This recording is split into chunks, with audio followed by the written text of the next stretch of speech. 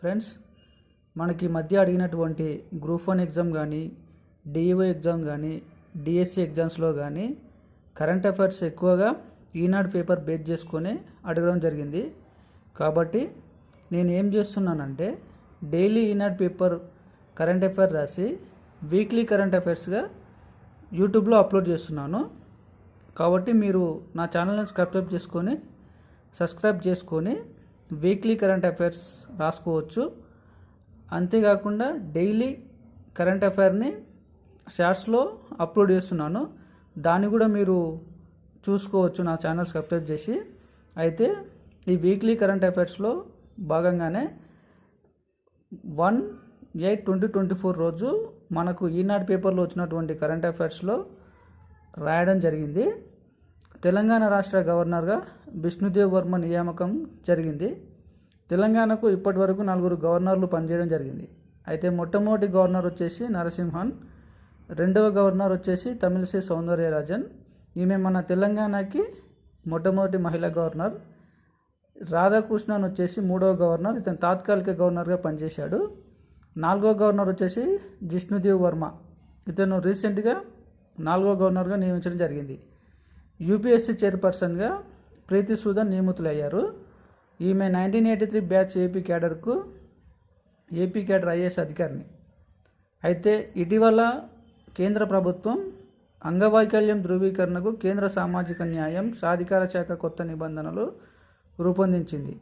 అయితే దీని ప్రకారం అంగవైకల్యం ధృవీకరణ పత్రం కోసం దరఖాస్తు చేసుకునే వారికి ప్రభుత్వం 4 కార్డులు జారీ చేయడం జరుగుతుంది.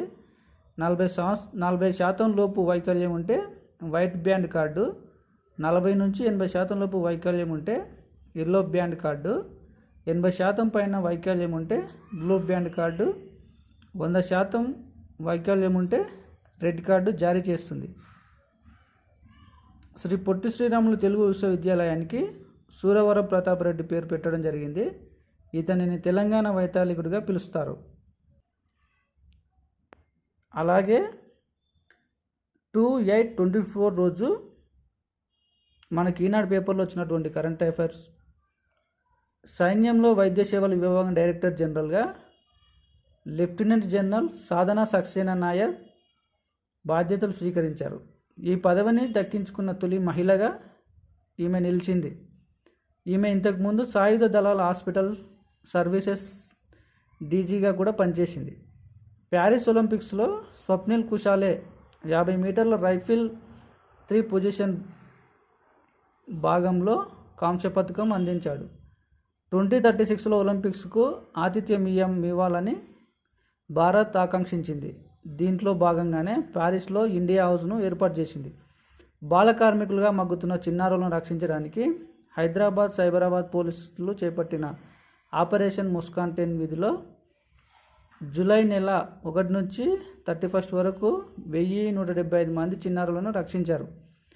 తెలంగాణ ప్రభుత్వం హైదరాబాద్లోని కందుకూరు మండలం మీర్ఖాన్పేట్లో యంగ్ ఇండియా నైపుణ్యాభివృద్ధి యూనివర్సిటీని సీఎం రేవంత్ రెడ్డి శంకుస్థాపన చేశాడు. ఎస్సీల ఉపవర్గీకరణకు సుప్రీంకోర్టు తీర్పు వెలువరించింది. దీనికి 7 న్యాయమూర్తులు 6:1 నిష్పత్తిలో తీర్పు వెలువరించడం జరిగింది. అయితే 6 న్యాయమూర్తులు ఒకే విధంగా తీర్పిస్తే ఒక న్యాయమూర్తి మాత్రం దీనికి భిన్నాభిప్రాయంగా వ్యక్తం చేశాడు. 3/8/24 రోజు తెలంగాణ అఫైర్స్. తెలంగాణ ప్రభుత్వం జాబ్ క్యాలెండర్ విడుదల చేసింది. అంతర్జాతీయ అంతరిక్ష కేంద్రానికి ఐఎస్ఎస్ చేపట్టబోయే యాత్ర కోసం ప్రధాన వ్యోమగామిగా గ్రూప్ కెప్టెన్ శుభాంశు శుక్లా ఎంపికయ్యాడు. అయితే అనూహ్య పరిమాణాల్లో అతను యాత్ర చేపట్టలేకపోతే ప్రత్యామ్నాయంగా గ్రూప్ కెప్టెన్ ప్రశాంత్ బాలకృష్ణన్ నాయర్ను ఎంపిక చేశారు. అయితే ఈ మిషన్ను ఇస్రో, నాసా సహాయంతో సంయుక్తంగా నిర్వహిస్తుంది. రంగారెడ్డి జిల్లా మీర్ఖాన్పేట, బేగర్కంచె, ముచ్చర్ల ప్రాంతాల్లో 4వ మహానగరాన్ని నిర్మించనున్నారు. ఈ 4 మహానగరాలు హైదరాబాద్, సికింద్రాబాద్, సైబరాబాద్, మీర్ఖాన్పేట. అలాగే 4/8/2024 ఆదివారం నాడు కరెంట్ అఫైర్స్. తెలంగాణలోని భూపాలపల్లి జిల్లాలో ఇండస్ట్రియల్ పార్కును మంత్రి దుద్దిల శ్రీధర్ బాబు శంకుస్థాపన చేశాడు. ప్రపంచంలో మొబైల్ ఫోన్ల ఉత్పత్తిలో భారత్ 2వ స్థానంలో నిలిచింది. మొదటి స్థానం చైనా. భారత్లో అమ్ముడయ్యే సెల్ ఫోన్లలో 97% మన భారత్లోనే తయారవుతున్నాయి. కొరియా పారిశ్రామిక దిగ్గజమైన శాంసంగ్ కొత్త ఎలక్ట్రిక్ బ్యాటరీని రూపొందించింది. దీన్ని ఒకసారి 9 నిమిషాలు ఛార్జ్ చేస్తే 600 మైళ్ళు అంటే 965 కిలోమీటర్లు ప్రయాణిస్తుంది. ఈ బ్యాటరీని ఏ వాహనంలోనైనా ఉపయోగించవచ్చు. దీన్ని 2027 నాటికి అందుబాటులోకి తీసుకొని రానున్నారు. హైదరాబాద్లోని ప్రాంతీయ రింగ్ రోడ్ను 350 కిలోమీటర్ల మేర నిర్మించున్నారు. తొలి దశలో 161.59 కిలోమీటర్ల మేర ఉత్తర భాగాన్ని నిర్మించనున్నారు. రెండవ దశలో 189.20 కిలోమీటర్ల మేర దక్షిణ భాగాన్ని నిర్మించనున్నారు. అయితే దీన్ని హైదరాబాద్ చుట్టూ నిర్మిస్తున్నారు. ఆసియాలోనే అతిపెద్ద హైపర్లూప్ ట్యూబ్ను మద్రాస్ ఐఐటి రూపొందించింది. ఈ టెక్నాలజీతో రవాణా రంగంలో సరికొత్త విప్లవాన్ని ఆవిష్కృతం కానుంది. దీన్ని ఉపయోగించి మద్రాస్ ఐఐటి తైమూర్ క్యాంపస్లో 425 మీటర్ల పొడవైన హైపర్లూప్ ట్యూబ్ను నిర్మించింది. దీంతో రవాణా రంగంలో కొత్త ఆవిష్కరణలు ప్రభావితం కానున్నాయి. ఏపీకి చెందిన యామిని కృష్ణమూర్తి మరణం.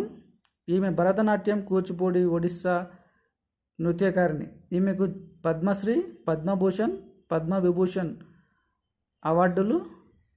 అలాగే 5/8/24 రోజు మనకి ఈనాడు పేపర్లో వచ్చినటువంటి కరెంట్ అఫైర్. తెలంగాణ ప్రభుత్వం హన్మకొండ ఏటూరు నాగారం 163 జాతీయ రహదారికి సమ్మక్క సారలమ్మ కారిడార్గా అభివృద్ధి చేసేందుకు ప్రణాళికలు సిద్ధం చేసింది. అయితే మన 69వ శోభా ఫిలింఫేర్ అవార్డ్స్ సౌత్ 2024 వేడుకలు హైదరాబాద్లో జరిగాయి. దక్షిణాది చిత్రసీమలకు సంబంధించినటువంటి తెలుగు, కన్నడ, తమిళ, మలయాళం సినిమాలకు అవార్డులు కేటాయిస్తారు. ఈ చిత్ర ఫిలింఫేర్లో మన తెలుగు సినిమాలు దసరా, బేబీ, బలగం సినిమాలు పురస్కారాలు అందుకోవడం జరిగింది.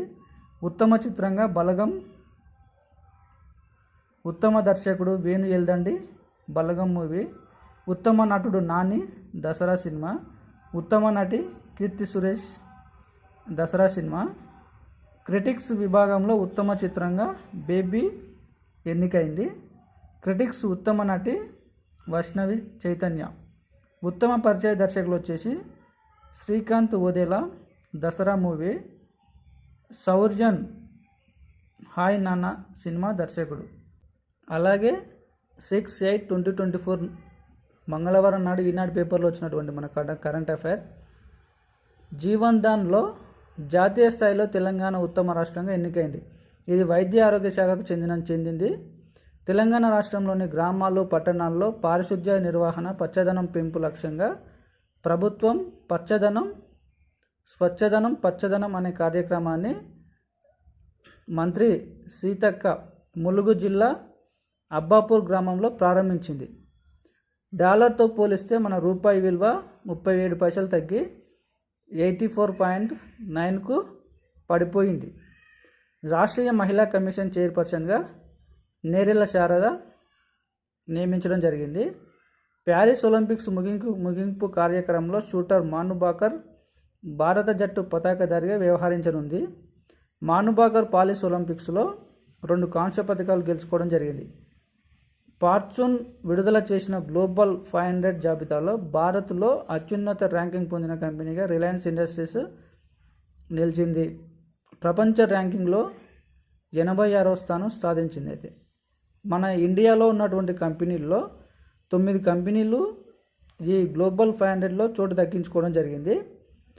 Reliance Industries 86, LIC 95, IOC 116, State Bank of India 178 rank దక్కించుకున్నాయి. అయితే గ్లోబల్ 500 దాంట్లో అమెరికా రిటైల్ దిగ్గజం వాల్మార్ట్ కంపెనీ వచ్చేసి మొదటి స్థానం సాధించింది. అమెజాన్ 2వ ర్యాంక్ సాధించింది. 7/8/24 రోజు ఈనాడు పేపర్లో వచ్చినటువంటి కరెంట్ అఫైర్స్. దేశంలోనే అతిపెద్ద బ్యాంక్ అయిన స్టేట్ బ్యాంక్ ఆఫ్ ఇండియా చైర్మన్గా తెలుగు వ్యక్తి చెల్లా శ్రీనివాసులు శెట్టిని కేంద్ర ప్రభుత్వం నియమించింది.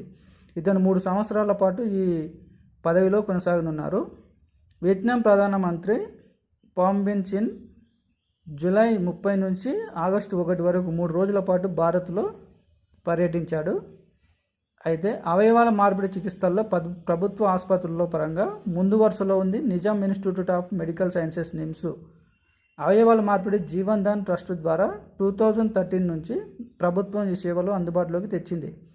నిమ్స్ 502 అవయవ మార్పిడులతో మొదటి స్థానంలో ఉంది. ఉస్మానియా 82 అవయవ మార్పిడులతో, గాంధీ హాస్పిటల్ 14 అవయవ మార్పిడులతో ఉన్నాయి.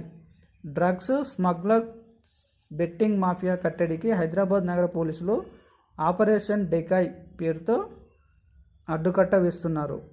ప్లాస్టిక్ వ్యర్థాల నుంచి పర్యావరణానికి జరిగే నష్టాన్ని నివారించడానికి డిఆర్డిఓ శాస్త్రవేత్త డాక్టర్ కె వీరబ్రహ్మం బృందం బయోడిగ్రేడబుల్ ప్లాస్టిక్ను సాంకేతికంగా ఆవిష్కరించింది. ఈ బయోడిగ్రేడబుల్ ప్లాస్టిక్ 3 నెలల్లోనే మట్టిలో కలిసిపోతుంది.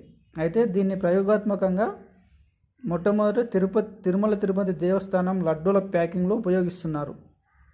అయితే ఇటీవల మన రాష్ట్రపతి ద్రౌపది ముర్ము ఫిజీ దేశ అత్యున్నత పౌర పురస్కారమైన companion of the order of Fiji అనే పురస్కారాన్ని మన దేశ రాష్ట్రపతి ద్రౌపది ముర్ముకు అందజేయడం జరిగింది.